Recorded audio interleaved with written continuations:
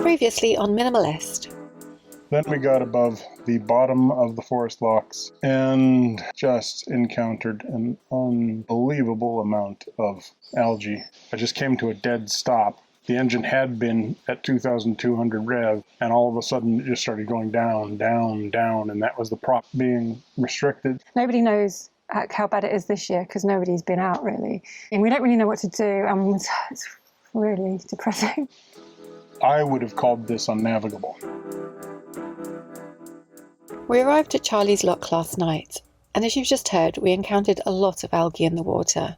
The navigation was completely choked with it, and it took us ages to get the boat through. This morning, we're still undecided as to whether to continue along the Chesterfield Canal or to admit defeat and turn back towards West Stockwith, with a plan to come back later in the year when the weather's cooler and there's hopefully less algae. To add to the fun, we've also heard that there's a tree down across the canal 2 miles ahead, so we decide the best thing to do is for George and I to walk ahead to see if this tree's been removed and to check on the algae situation.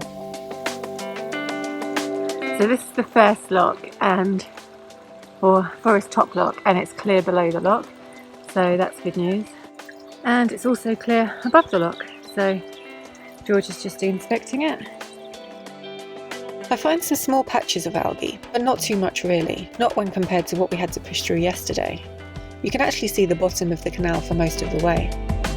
Just before we get to Ramby, we find the obstruction. It's actually just a huge branch rather than a whole tree, but there's certainly no getting past it.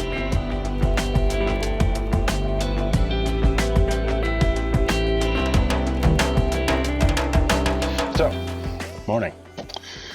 Joe just called. We were nearly defeated by the weed yesterday. I pulled like a bowling ball of weed. Well, it's filamentous algae. I should stop calling it weed. It's not weed. It is a simplistic kind of primitive plant that likes to feed on nitrogen and phosphorus in the water. So it turns into what is basically wool, and I had a bowling ball of wet wool wrapped around my prop. And that was what we picked up in less than a quarter mile from the last time I got down the back of the damn thing. So, knockwood, not going to be as much of a problem. Joe's walked up ahead about 2 miles to the village of Ranby, and she's checked that really once I get past that third boat there, the weed goes much lighter and there's less of a problem. It's really just packed in here around the top of the lock. So I'm going to go slow. I'm going to get up there. Then she says it's pretty much clear with a couple of little patches of weed until I get to Ranby, at which point there is a tree down in the canal. Hopefully we can deal with that. Hopefully we can just push past it. If we don't, I've got a solution. I've actually got several powered solutions as well. I don't have a chainsaw, but yeah. Well, the way it's lying is it's sort of got it's a thick branch, and the base of the branch is on the shore, and then it's just kind of lying out, pivoted into the water. So I'm hoping we can just either push past it or pull it backwards, or if necessary, get in there, hack a few branches off. If all else fails, there's a place to moor up nearby, and we can get somebody out with a chainsaw in the next week or so. So, yeah. One way or another, all the moorings around here are 48 hours. The one we're on actually right now is a lock landing. We're not even supposed to be on it. We just stayed overnight because nobody else is moving because of all the lockdowns. So though the lockdown has effectively not stopped, the restrictions on mooring have lifted. We have to move every 14 days. We are supposed to respect 2-day moorings, etc., and all the normal mooring rules, which means not supposed to spend a day on the lock landing, so we're not going to spend a day on the lock landing. We're going to go that way. And hopefully we don't spend the night in Ranby. We'll find out. So that's the mass of filamentous algae I pulled off the prop today. To give you an idea of scale, that's your standard size padlock. So, about the size of a good bowling ball, American style. Weighed probably about 20 pounds wet, and couldn't turn the prop. And like I say, we got that in about a quarter mile to maybe a half mile. Good fun.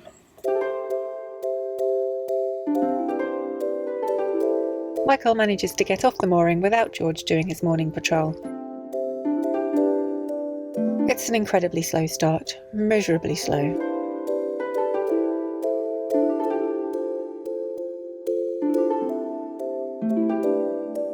But Once the boat clears the moorings, the algae thins considerably and cruising becomes a little easier.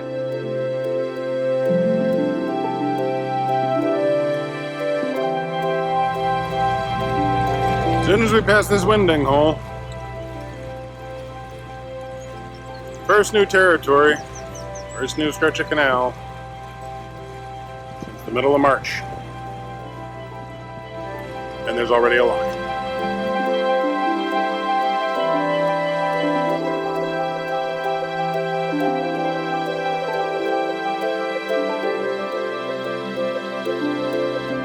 Of course, Joe's still up looking at that tree, although she's apparently on her way back, which means that I have to do this lock on my own. And it's a bit of a jump. Wish me luck.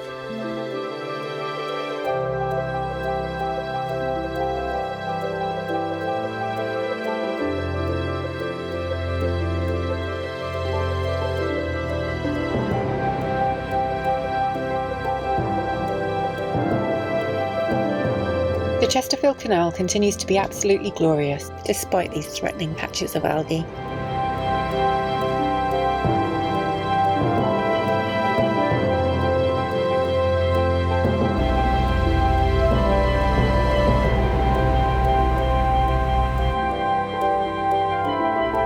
Michael soon arrives at this lush green corridor of shade.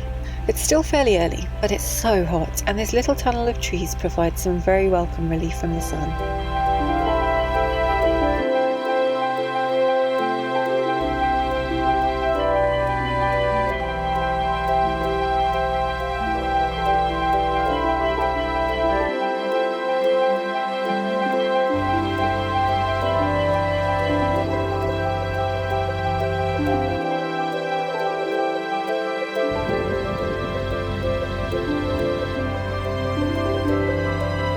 George and I abandoned the idea of walking back to meet the boat, and we just sit down in a little patch of shade on the towpath to wait.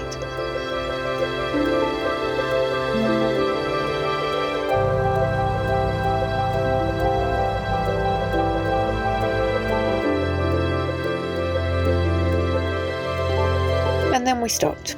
Now for the fun part.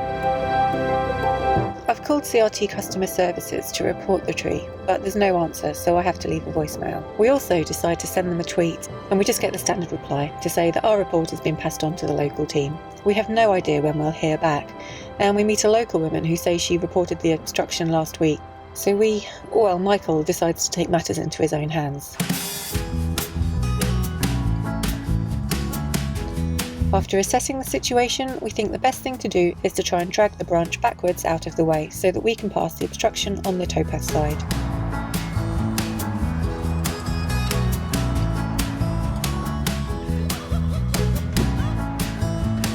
Michael gets a line round a few branches, and then I get onto the boat to help. George supervises from the towpath, a bit grumpy that I haven't left him in the shade. Sorry George, it won't happen again. Michael puts the boat into reverse, but the branch doesn't budge, not even an inch. It just strains a little, but stays firmly in place. Time for plan B. I remove the line, and Michael moves the bow of the boat to the main branch where it snapped from the tree. He then takes one of our super long centre lines and ties it round the base of the branch. He throws the other end ashore and we moor up. Plan B is to try and dislodge the branch by hand. It's essentially floating, so hopefully not too hard to move.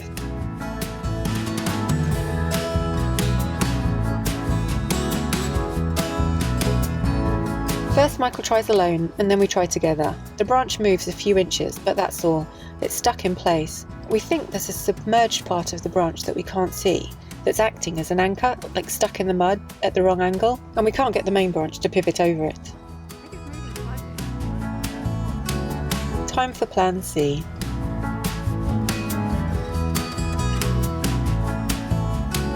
Back onto the boat. The line is still attached to the branch, but now it's also attached to the front of our boat.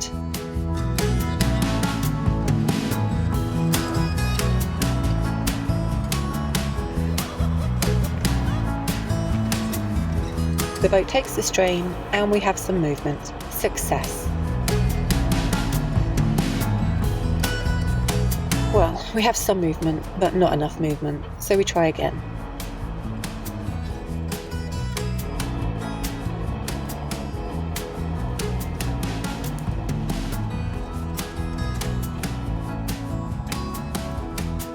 And again.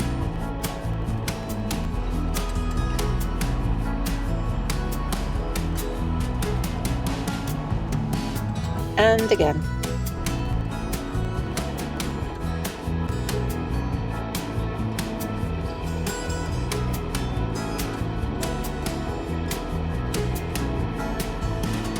And again.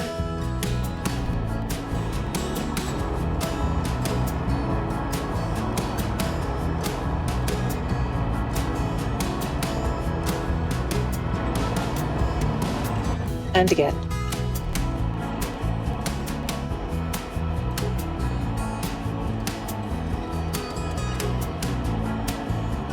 And eventually we have enough room to make it past on the towpath side.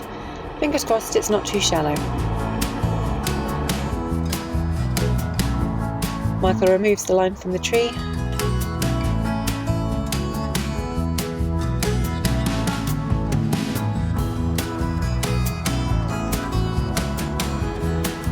Freedom is in sight.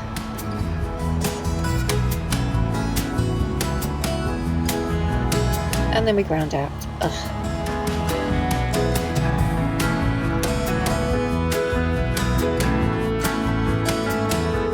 A little bit of pushing and pulling and help from a passerby, and we're finally past the tree.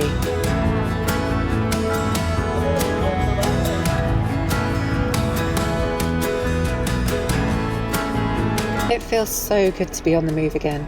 I'm incredibly happy and grateful to be cruising. It took us almost 2 hours to get past that, but it was well worth the effort.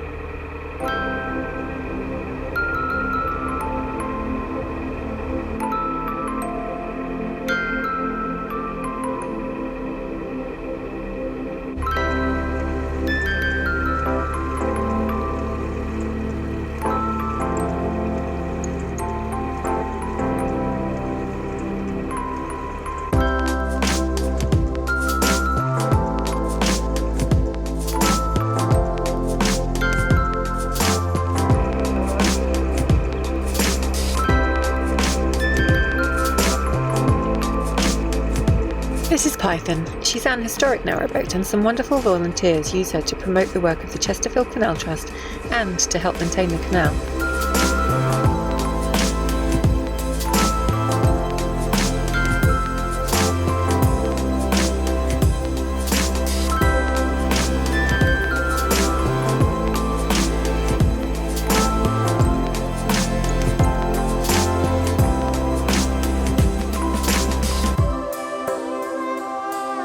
Okay, so this is a bit of a strange place to stop, but the shade was just too tempting. We're pretty sure that there's no other boats out and about today. We have a quick drink and a snack and re-water the dog. Basically, we have a picnic under the A1.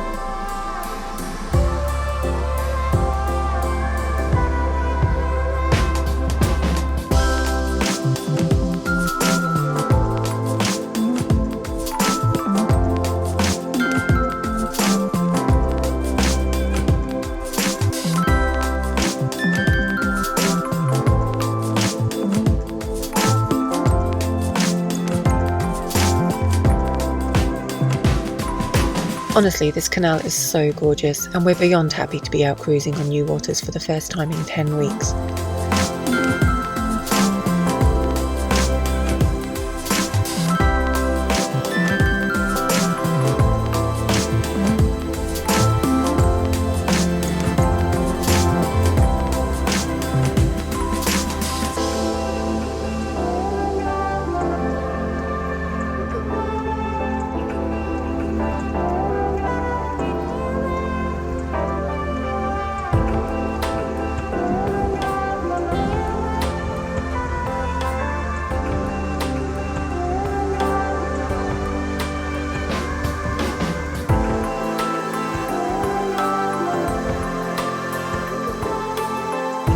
And then we come around the corner and find this. The navigation's really shallow here, so we're stuck in the middle of the canal, at least a metre from the bank. Time to get the gangplank out. Temporary pause. As you can see, we're sat on the bow of our boat where we usually sit when we record, at the end of a vlog. And this is the end of a tree. Which means this is the end of the canal for now. We can't go any further, seriously. This morning we woke up, I don't know what you said at the beginning, but we didn't even know if we were going to cruise today or turn around. Joe walked ahead to check for the depth and whether or not there was lots of weed, and it turns out that the algae kind of stopped. Well, it didn't stop, but it definitely wasn't the floaty masses, which was a real tiny problem. Patches at the sides. So I was all excited and really happy that we'd be able to make it through. Yeah, it is interesting. The very worst of it seems to be wherever there's a moored boat. That's true. Even when we passed a couple of boats that were just sitting still, it's like... I wonder if it's to do with the stuff that's coming out of the water, the grey water. Oh, quite likely. Like wherever there's extra food, or people are washing dishes or something. Yeah, I mean, it just... Because it's really bad around moored boats. And did you notice that in that part, the shade, there was hardly any growth? Yeah, that was beautiful. It was nice and straight, and it was a little bit deeper at the sides. And I slowed down because it was obvious that like there's been quite a bit of erosion to the banks there. It was like a bunch of roots of trees and stuff. And it's just a beautiful long stretch of nice shaded canal on a hot day. It was just, it's good. And there was very little of the algae down there. Lots of fish. Huge fish. There's been some really big fish, including what was probably the biggest fish I've seen that wasn't a shark. Anyway. And three anglers out and not catching him. So you were like, I just saw a really big fish. Just thought I'd let you know. You didn't get one. You didn't get one. It got away. There's so much. It's a blossom. It's just wafting into our faces. Yes, well, they're breathe one in. Trying to give us some allergies or something. So then we got to the branch that we'd seen on Facebook was there, and it was a big branch. Tried various methods to move it out of the way, dragging. Ultimately, I took off a center line. Brought the center line around to the trunk of the tree, which was floating more free. The majority of the branches were what was holding it down.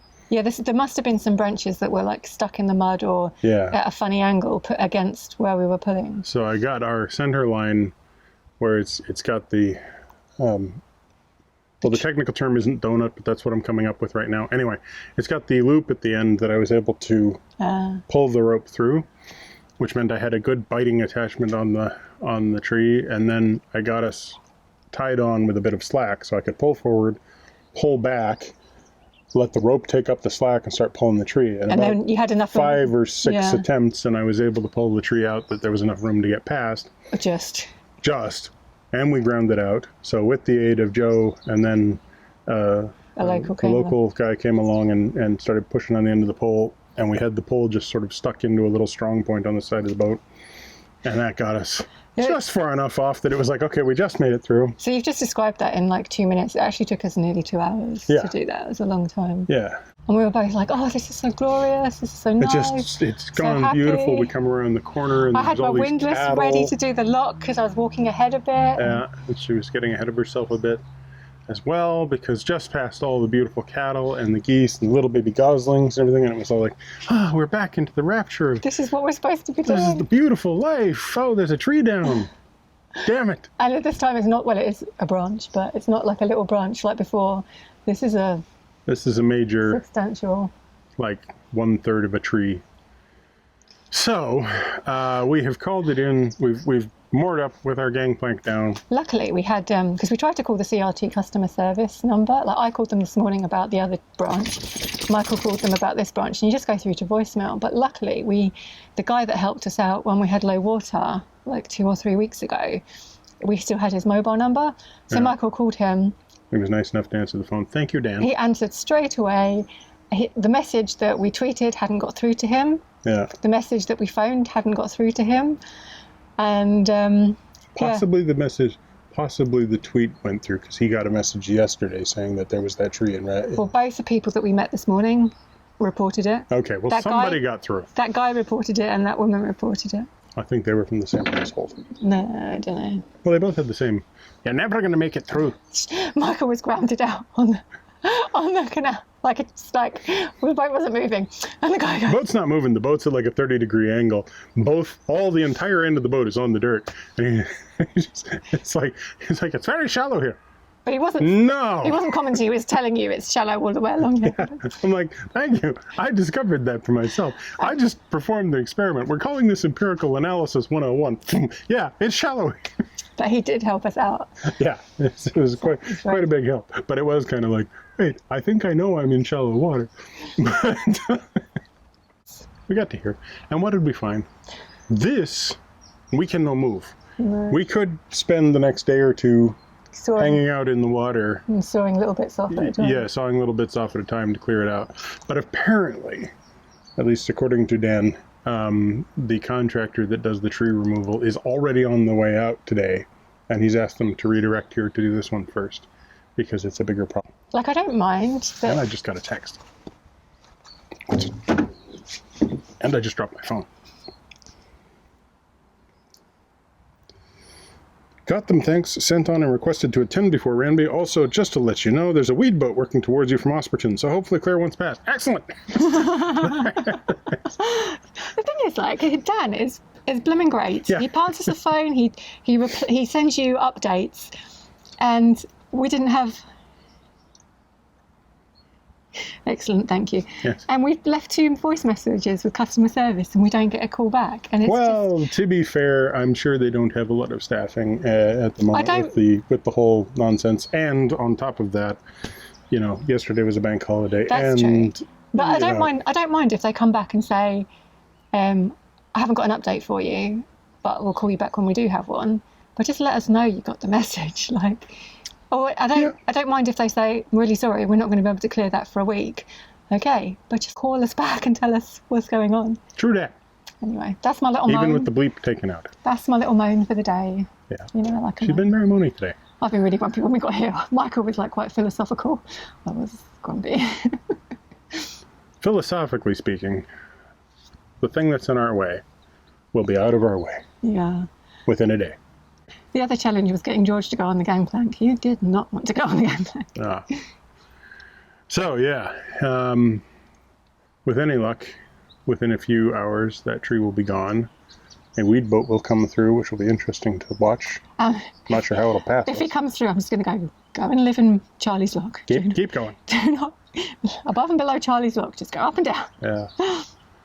But overall, it's actually pretty good. I mean, you know, if the response happens anywhere, I was like, okay, we might be stuck here for 2 weeks, but whatever, we're stuck here for 2 weeks. If it happens in less than 2 weeks, as far as I'm concerned, excellent customer service, thank you very much. Just let us know. Just don't say it's... Just let her know. Just don't say it's today and then don't come for 2 weeks. Let us know. That's all I ask. Right. You're going to come across as like the reasonable, chilled out one. I am the reasonable, chilled out one. Oh my God, the heat's getting to us. Yeah, it's all right. Yeah, this is heat stroke talking. All right, so let's get in and have some lunch. Yeah. And maybe a nap. So let's do the end of the video thing just in case this is the end of the video. Yeah, but if the people come out, I'll film. Oh yeah, because if they come out, we'll film, and we'll move on and get to a mooring where we don't have a roughly 4 foot gap between us and safety. So in the meantime, just in case, cliffhanger ending. Thanks for watching. Give us a thumbs up, comment down below, subscribe if you haven't already, and hit that bell if you want to get notifications.